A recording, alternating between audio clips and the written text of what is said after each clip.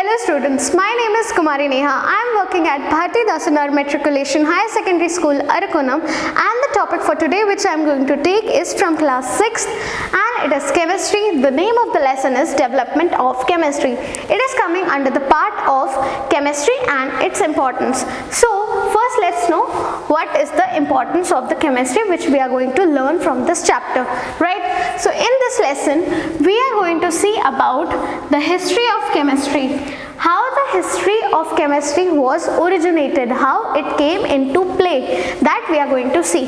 Second thing which we are going to see is how the chemistry has been used for different fields. Like what, students? It can be medicine, technology, or any kind of thing. So here the different kinds of fields are medicine,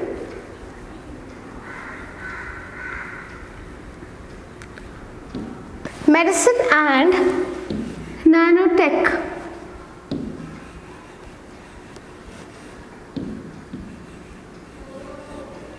Okay students, so after that we are going to study about the noble persons or notable persons in chemistry which were the major part of formation or development of chemistry, right? So let's go to the chapter.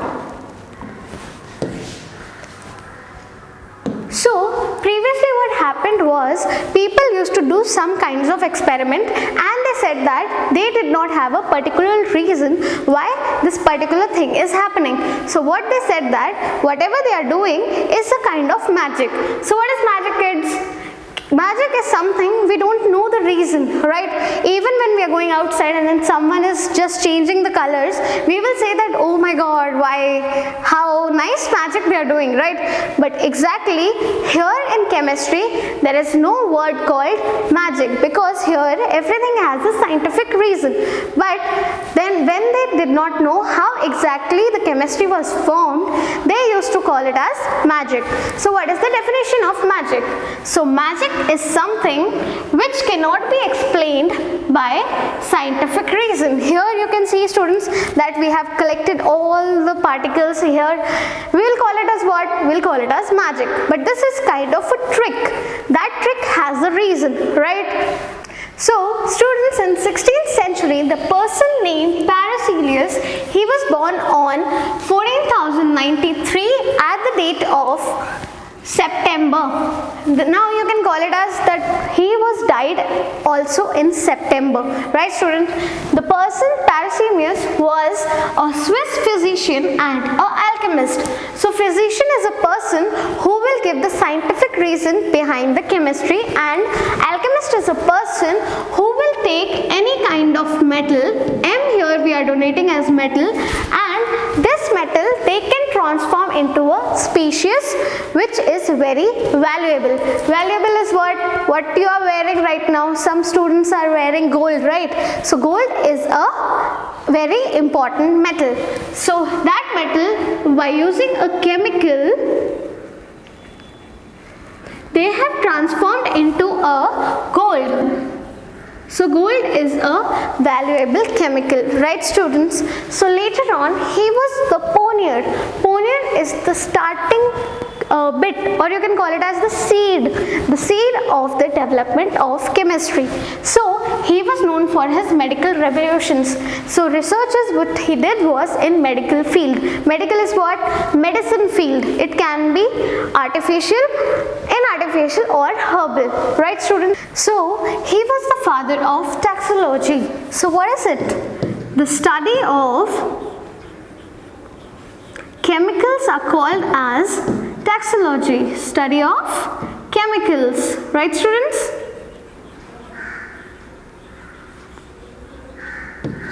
So this is about the Paracelsus which we are going to discuss right now, and later on in 17th century there was one more person. His name was Gabler. So what did Gabler did? Gabler was the person who gave the scientific reason which was given by Paracelsus, and later on he did one experiment. What he did, the experiment was he have taken an acid. Acid here he have taken as HCl. What is HCl, students? HCl is hydrochloric acid. HCl, when he added with NaOH, NaOH is sodium hydroxide. When they added this to chemicals, he got a salt. So what is a salt? So salt is NaCl. Kids, do you know what is NaCl? NaCl is the common salt which we are using to put in the food for the flavor, right? I hope you have understood what we have talked about this, and he is also a major part to give the theory behind acid and bases. He explained what are acids and bases, and later on he found that whenever he is taking an acid and a base, it will give you what? It will give you a salt. This salt plus one more thing we will be getting, that is H2O. H2O is water, right? So later on, when this development got over, he saw that there were many controversies behind this. So later on, we talked about this much in 16th century and 17th century. Later on, the full development took in modern period. Modern period is what? The period in which we are living. So in modern period, what is the major part? So in modern period, we are talking about major things. So these things can be food and chemistry. So students, whatever we are eating right now, even it is a packed biscuit, the food which your mothers are preparing, everything is made up of some or the other kinds of chemical. So food chemistry is a type of chemistry in which they are involving the types and the major constants present in the chemical of the food, right? So he told that food science is a discipline. Discipline is a study. Okay, what is discipline, students? Discipline here means study in which biology, physical sciences and engineering are used to study about the nature of food. What is studied about, students? It is telling you what all things are present in the food, right? Later on, he also saw that how they causes derogatory. So derogatory is spoiling of the food. It's what? Spoiling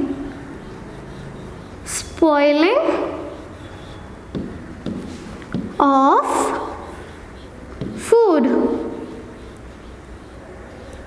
right? So later on, after the food chemistry, we are going to talk about the types of chemists. So here are the types of chemists. So first image, you can see that the scientist is holding the pig in his hand, right? So this scientist is called as animal scientist. What he is called as? Animal scientist. Animal scientist.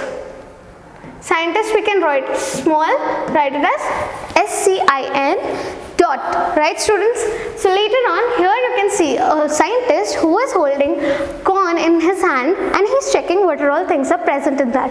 So whenever the food is coming to us, before that it goes to the lab, and the people there, that is scientists, they will do research on that, whether the amount of chemicals present in that particular food is eatable or it's not eatable, right? So he is called as, what it's called as? Vegetable. I will write vegetable like this, vegetable scientist. Right students? Later on it comes to the spices. Here you can see that there are so many types of spices, right? The person who studies about science, or he's studying about the science of the chemicals which are flavors, right? So flavors, whenever we are studying, it's called a flavor chemist or flavor scientist. So the people who are studying about the flavors, it can be any type of flavor. The spices which we are eating, the mixture of spices, every person who is checking that is called a flavor chemist. What it's called? Flavor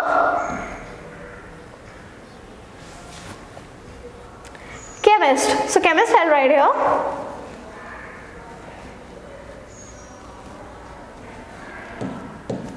Okay, so now we have discussed about the three important scientists which are doing the work in the industry of food.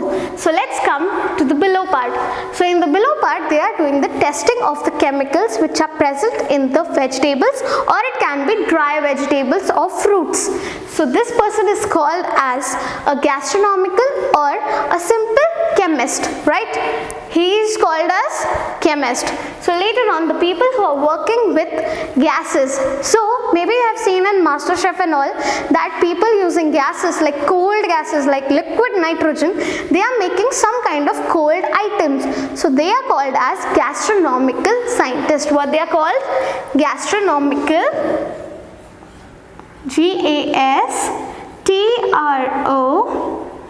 nomical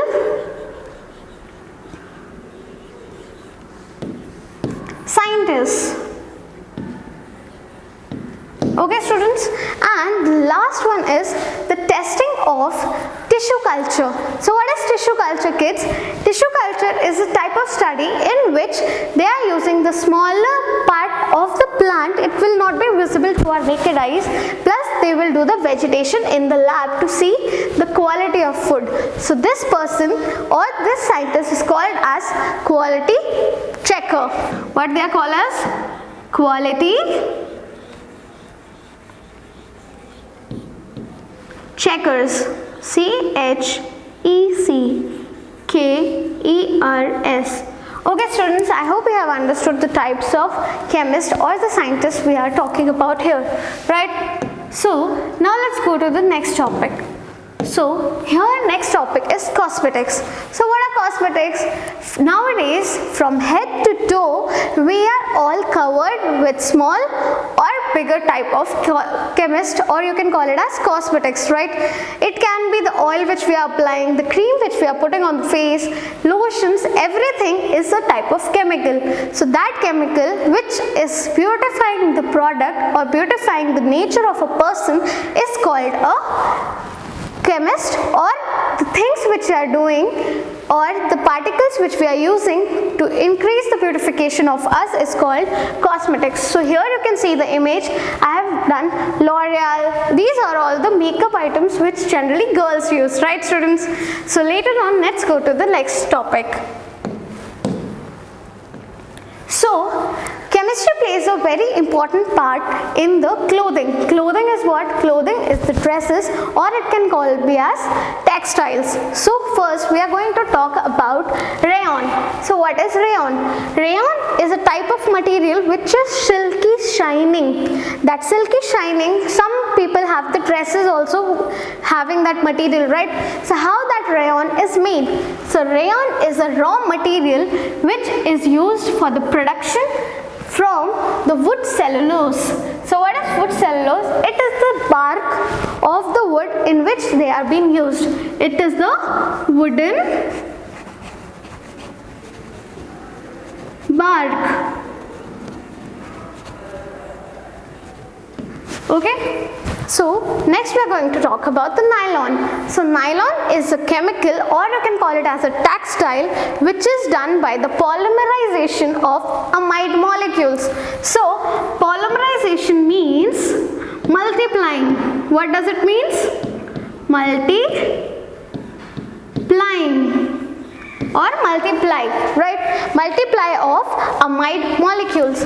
So amide molecules are as NH2 molecules. NH2 molecules, when they got multiplied, they give us nylon. So nylon is also a material which is specially used to make socks and even the t-shirts which few boys wear, which is very soft. So that is material is called as nylon. So now let's go to the third thing. So polyester is a type of material which generally your mothers are wearing at home. The material, it will be looking like little bit cottonish, but it's not the pure cotton. So that material is very comfortable when you are wearing it. So polyester comes from the name polyester. Poly means more. Ester is a type of chemical having the formula as CH2COOH. When you are doing the multiplication of polyester, you will get polyester, right students? So polyester, I already told, the material which generally we use for the production, or you can call it as It is very good in summers if you are using polyester, because cotton will absorb all the wetness or all the sweat which we are having. Later on, let's come to the Korosil. So Korosil is a type of material which especially you will see in the houses where they are using it for the bathroom purposes. Why? Because they are waterproof and they are airproof. Generally in movies, students, we are seeing that when they are going to the bathroom, that time they'll have a curtain type. It looks like a polythene cover, but exactly it's not a polythene, it is Korosil. So there we are using a waterproof plus a airproof material. That material is called Korosil, and here I have given the example as wall coverings, bathroom curtains and etc. Okay students, so now we are going to talk about the medicine in chemistry. So medicine in chemistry, there are three major types of chemicals which combine together to form three different types of medicines. So medicines are of antibiotics, anti-malarial and analgesic, which is also called as relief of pain. So antibiotics are the medicines which are generally used for our body to get us protected from the foreign particular kind of disease or any kind of chemicals, right? Later on, anti-malarial drugs are the drugs which are used to fight back the malarial diseases which we will get. For example, malaria, dysentery will be affected, we will have the anti-malarial drug, right? So last is analgesic. Students, everyone knows what is analgesic. Why? Because wherever you are going to a shop or you are saying to a chemist, that time if you have fever, body pain, any smaller things, they will give you what? They will give you paracetamol. So paracetamol is the best example of analgesic, because people say when we are having paracetamol, it dissolves in the body and release out the pain in that. That is why the best example of analgesic is paracetamol, right? So now let's come to the next thing. So in the next thing you can see that chemicals which are used in industries. So before going into that, we should know why exactly the chemicals are being used. So first we are going to see what is this, students. The stains you are seeing here, right? Orange, pink, black. These are called stains. What it's called? It's called stains. So just imagine if your dress is having a stain. Will you go out wearing that dress? No, right? So for that we need some stain removal particles. For example, here you can see that I have done as surf excel, Rin, Tide. Everything is a kind of material which will remove the stain or the particular kind of chemical present in that, right? Later on, bleaches. So bleaches, tell me students one thing, the bleaches can you use in dresses? No, right? Why? Because the amount of chemical present in bleaches is too high, which will remove the color. If your dress is colored, it will remove, it will bleach it. It will remove the color. Especially bleaches are used for tiles. Tiles, it can be in bathroom, kitchen or anywhere, right? Later on it comes to the nail polish remover. So students, your mothers are putting nail polish. Imagine every day she wants to color the nail polish or she wants to put the different kinds of nail polishes. Will she remove sitting here and doing like this? No, right? So for that she will take the nail polish remover and apply that. So chemical present in nail polish remover is acetone. What it is? Acetone. So acetone is the chemical which is used to remove the chemical, or you can call it as nail polish. That is why it's used in nail polish removers. Last we'll come to the citric acid. What is citric acid, kids? Citric acid is nothing but it's having the lemon juices. So lemon juices, especially when people are not having more type of like this removal detergents and all that, they will use chemical like lemon, because lemon is a small thing which is available in everyone's home. So using this type of chemical, it will remove the stain. If the stain is of ink, or you can call it as a color, that color or paint can be removed using lemon, and the present chemical in this is. So students, now we should know exactly why we are choosing chemistry as a major. So what are the advantages, or you can call it as merits, of taking chemistry as your major subject when you are going to colleges or you are doing postgraduates like MSc, right students? So now first we will talk about the most common jobs which we can do when we are doing chemistry. So first is research chemist. So what is research chemist, students? Research chemist is a person who is doing research upon any kind of chemicals. So that is why that person is called as research. Why chemist word? Because the people who are doing study upon chemistry or chemicals are called as chemist.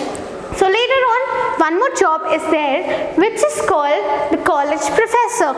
The people who are getting too much knowledge about chemistry, they will go to the colleges and give their knowledge to the students. So that is also a potential job which we can do once we are choosing chemistry as a major subject. Later on, material scientist. So material scientist is a scientist, the person who is selecting the material. That material can be textile, cosmetics, or even any kind of chemicals, right? So that is why he is called as material scientist. Now let's come to the non-traditional jobs.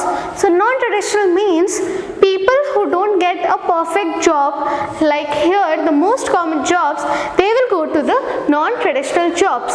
So first here is pharmaceutical sales representative.